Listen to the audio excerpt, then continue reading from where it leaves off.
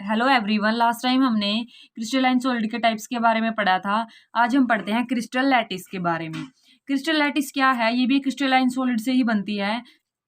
हमें पता है कि क्रिस्टलाइन सॉलिड में हमने क्या देखा था कि रेगुलर और रिपीटेड अरेंजमेंट था। पार्टिकल्स रेगुलर रिपीट हो रहे थे, बिल्कुल रेगुलर स्ट्रक्चर आ रहा था। जब हमने क्रिस्टलाइन सॉलिड में और अमरफस सॉलिड में डिफरेंस पढ़ा था तो हमने क्या पढ़ा था कि इसका रेगुलर अरेंजमेंट था और अमरफस का इरेगुलर अरेंजमेंट था।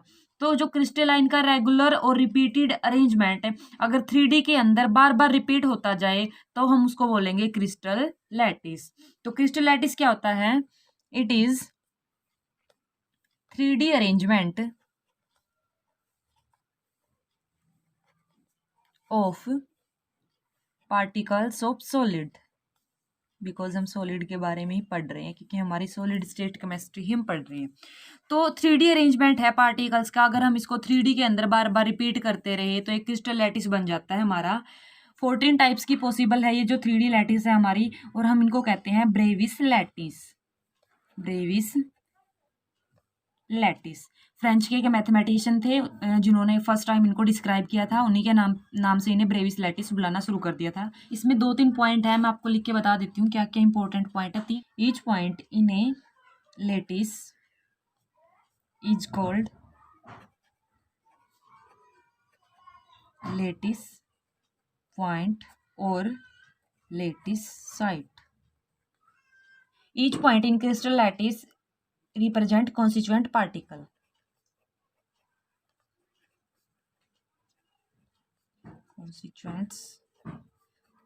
कॉन्स्टिट्यूएंट पार्टिकल्स आयंस भी हो सकते हैं, एटम्स भी हो सकते हैं, मॉलिक्यूल्स भी हो सकते हैं, कोई भी हो सकते हैं। सी पार्ट है इसका मेन जो इंपॉर्टेंट है। Lattice point are joined by straight line to form a geometry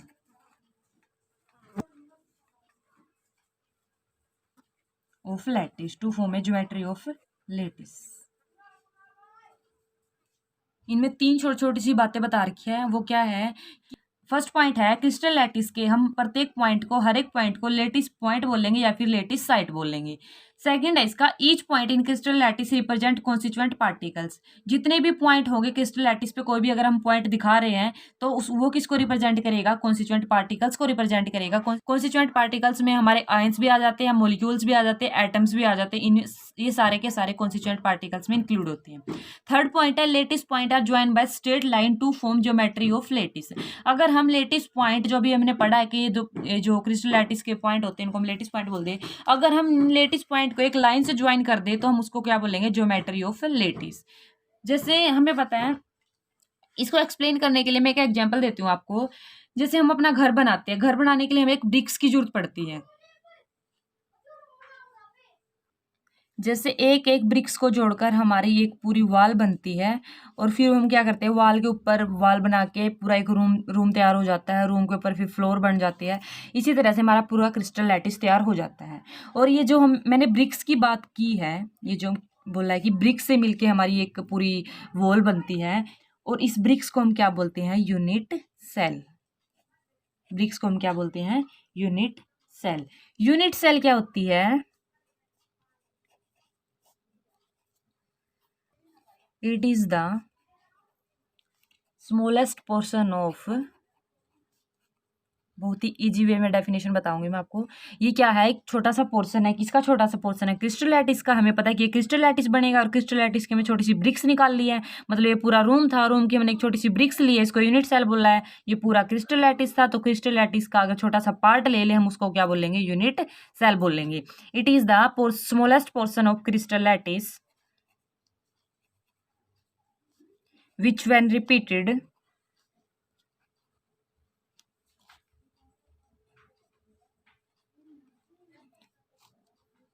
in different direction, अलग अलग डायरेक्शन में कहीं भी रिपीट कर सकते हैं हम, different direction, generate the crystal lattice. Crystal lattice. मतलब कि क्रिस्टल लैटिस को बनाने के लिए हमें यूनिट सेल को ही रिपीट करना पड़ेगा। जैसे कि मैं अगर बात करूँ एक दीवार को बनाने के लिए हमें एक ब्रिक्स को ही बार बार रिपीट करना पड़ेगा अलग अलग डायरेक्शन में, तभी हमारी एक दीवार बनेगी। ऐसे ही हमें यूनिट सेल को बार बार रिपीट करना पड़ेगा, तभी हमारी क्या बनेगी, एक पूरी की पूरी क्रिस्टल लैटिस बनेगी। जैसे मैं बार बार ये छोटे छोटे सी यूनिट सेल को रिपीट कर रही हूँ, ये मेरा एक क्रिस्टल लैटिस बन के तैयार हो गया। ठीक है, तो इसमें ये यूनिट सेल है, ये वाली यूनिट सेल है, ये वाली यूनिट सेल है, ये भी यूनिट सेल है, तो ये सारी की सारी क्या है, हमारी यूनिट सेल। फर्स्ट कैरेक्टरिस्टिक्स है इसकी एज लेंथ। एज लेंथ क्या होगी यूनिट सेल की, ए बी सी, ये तीनों एज लेंथ मान के चलेंगे हम। दीज आर मे और may not be perpendicular to each other. Second characteristics है एज एंगल। एज एंगल होंगे अल्फा बीटा एंगल। इन तीनों साइड, दो दो साइड्स के बीच में, जैसे ए बी के बीच में अल्फा हो गया, बी सी के बीच में बीटा हो गया, सी ए के बीच में गामा हो गया, ये इनके एंगल होंगे। डायग्राम मैं आपको बना के दिखा देती हूँ। जैसे एक यूनिट सेल क्रिएट की मैंने,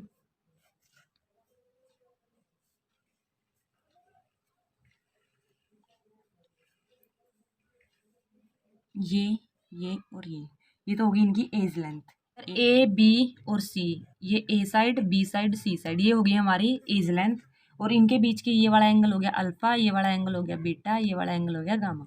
ए और बी के बीच में जो एंगल है वो है अल्फा, बी और सी के बीच में जो एंगल है वो है बीटा, और सी और ए के बीच में जो एंगल है वो है गामा।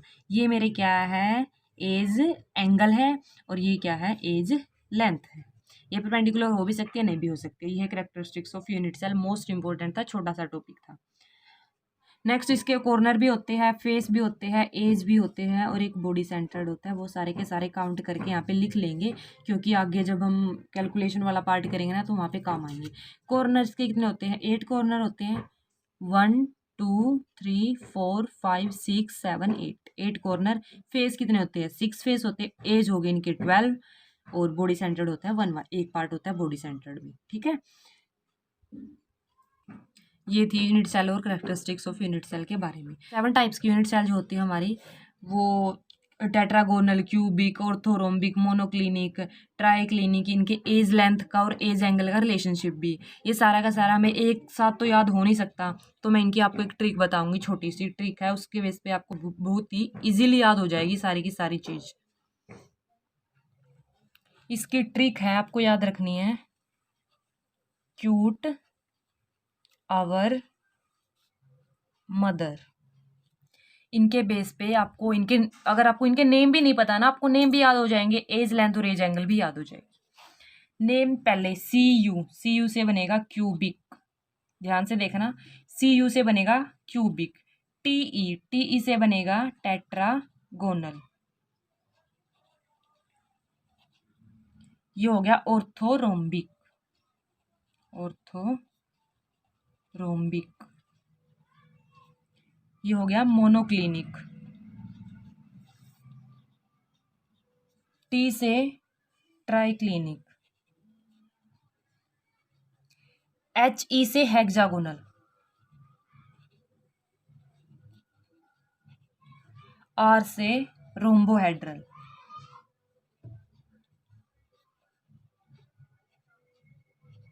ये होगी first, second, third, fourth, fifth, sixth, seven. ये बहुत ही इजी वे है। टावर मदर इसकी ट्रिक है।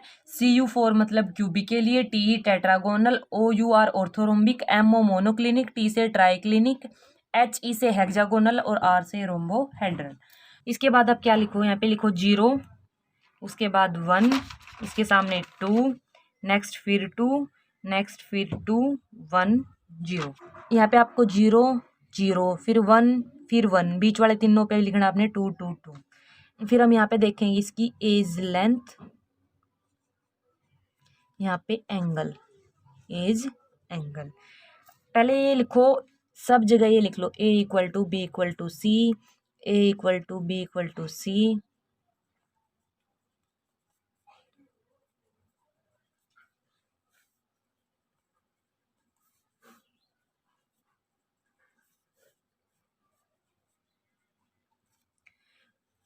और ये जो एंगल के अंदर पहले जो तीन आएंगे ना, वो अल्फा बीटा गामा तीनों के तीनों 90 डिग्री के इक्वल, आपस में भी इक्वल, नेक्स्ट भी सेम, नेक्स्ट भी सेम, तीनों में ये चीज़ आएगी।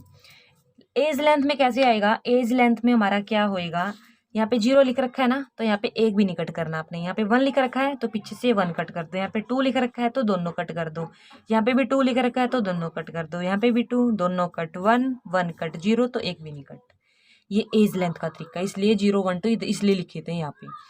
एज एंगल में क्या करना आपको, एज एंगल में alpha equal to beta equal to gamma equal 90। ये पहले जो तीन हैं, क्यूबिक, टेट्रागोनल, ऑर्थोरोम्बिक, तीनों में आएंगे सेम। फिर उसके बाद क्या करना है, सबसे नीचे आपने लिखना है not equal to 90, not equal to gamma. और जो ट्राई क्लिनिक है, ट्राई क्लिनिक का क्या होता है कि ट्राई क्लिनिक में एज लेंथ भी एक दूसरे के कोई भी इक्वल नहीं होती, और alpha equal to beta equal to gamma equal to 90, इनमें से भी कोई भी, सारे के सारे नॉट इक्वल होते हैं। एज लेंथ भी सारे के सारे नॉट इक्वल, और एंगल भी सारे के सारे नॉट इक्वल। आपने यहाँ पे लिखना है 90 गामा, यहाँ पे नोट सारे के सारे नॉट इक्वल, यहाँ पे लिखना है बीटा। मतलब कि यहाँ पे तो alpha equal to beta equal to gamma तो होएगा, लेकिन 90 डिग्री के इक्वल नहीं होंगे। यहाँ पे होएगा alpha equal to beta not equal to gamma होएगा। यहाँ पे सारे के सारे नोट इक्वल। और मोनोक्लिनिक के अंदर क्या होगा, बीटा लिख रखा है ना यहाँ पे, तो अल्फा और गामा तो इक्वल होंगे लेकिन नोट इक्वल टू बीटा। इसमें ये करना है। यहाँ पे अब पहले क्या लिख लेना, पहले तीनों को अल्फा बीटा गामा 90 तीनों सेम लिख लेना। उसके बाद यहाँ पे लिखो 90 गामा, यहाँ पे सारे बीटा, ये चार चीज़ें याद रखनी है आपने। 90 गामा सारे बीटा।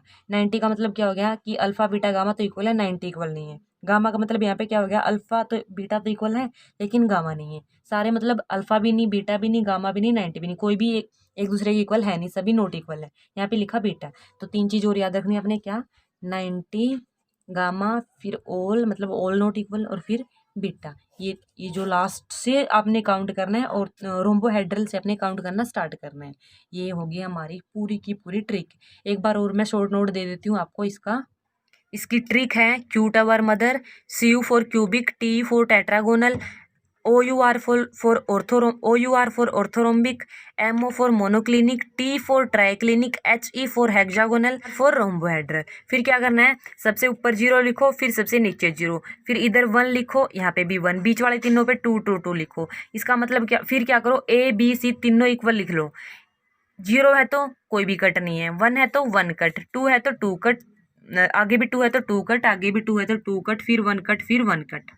उसके बाद अल्फा बीटा गामा 90, पहले जो तीन है तीनों के तीन इक्वल आएंगे, इसको तो आराम से लिख लो। उसके बाद जो ट्राई क्लिनिक है हमारी ऐसी है जिसके अंदर, ट्राई क्लिनिक के अंदर ABC तीनों ये भी इक्वल नहीं होते, अल्फा बीटा गामा 90 ये भी इक्वल नहीं होते, इनका काम करो खत्म। उसके बाद आपने ये लिख लेना है नीचे से 90 गामा ऑल बीटा। ऑल तो हमने खत्म कर ही दिया, मतलब ट्राई क्लिनिक वाला 90 मतलब 90 नोट इक्वल, गामा मतलब यहाँ पे गामा नोट इक्वल, और बीटा मतलब यहाँ पे बीटा नोट इक्वल आएगा। बस ये होगी हमारी पूरी की पूरी टेबल। बहुत ही इजी वे में है, ट्रिक की वे है, हमेशा याद रहेगी। और 1 मार्क्स में क्वेश्चन पूछा जाता है कि बताओ A equal to B equal to C है, but alpha beta gamma not equal to 90 है, तो कौन सी टाइप की हमारी यूनिट सेल होगी, कौन सी टाइप की हो जाएगी फिर, रोम्बोहेड्रल। आपको ये वैसे तो याद हो नहीं सकती 7 की 7, तो आपको ट्रिक की हेल्प से याद करनी पड़ेगी। तो ये है हमारी बेस्ट ट्रिक इसको याद रखने की। यूनिट सेल पढ़ ली और क्रिस्टल लैटिस पढ़ ली। ये पार्टिकल के बेस पे भी यूनिट सेल 2 टाइप्स की होती है, परमिटिव यूनिट सेल और नॉन परमिटिव।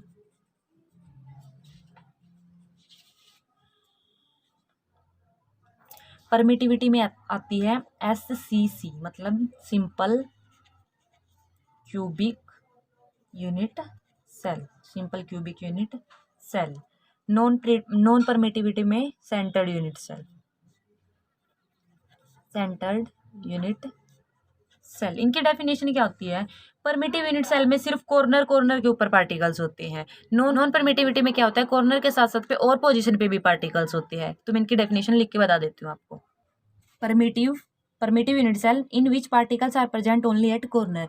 ये यूनिट सेल मैंने दिखा रखी है, सिर्फ और सिर्फ ये कॉर्नर पे पार्टिकल्स इसके प्रेजेंट होंगे, सिंपल क्यूबिक यूनिट सेल जिसको बोलते हैं। ये होगी हमारी परमिटिव यूनिट सेल। सेंटर्ड जो यूनिट सेल है नॉन परमिटिव है। In which particles are present at the corner as well as at the some other position. Corner पे भी है और अदर पोजीशन पे भी है। इसके अंदर हमारी दो आती है, एफसीसी और बीसीसी। इसके अंदर क्या होता है, पार्टिकल्स प्रेजेंट होते हैं कॉर्नर पे plus centre of each face. BCC में कॉर्नर पे plus body centred, centre of body. BCC मतलब body centred unit cell, FCC मतलब face centred unit cell. Corner पे तो होंगे ही, प्लस में फेस पे तो एफसीसी, कॉर्नर पे तो होंगे ही, प्लस बॉडी सेंटर्ड पे बीसीसी बनेगी। इनका मैं डायग्राम आपको बना के दिखा देती हूँ। ये एफसीसी का बना दिया, कॉर्नर पे, प्रत्येक कॉर्नर पे, यहाँ पे भी आएगा कॉर्नर पे, ये कराएगा ना। कॉर्नर के साथ साथ में फेस पे, एक इस वाले फेस पे, एक इस वाले फेस, इस पे एक ये ऊपर होएगा, एक सामने वाला फेस होएगा, एक इस पे। कितने हो गए, 2 4 6 हो गए। उसके बाद बीसीसी, ये है बीसीसी, कॉर्नर पे हो गए, और एक होएगा बॉडी सेंटर्ड पे, ये हो गया मेरा बीसीसी।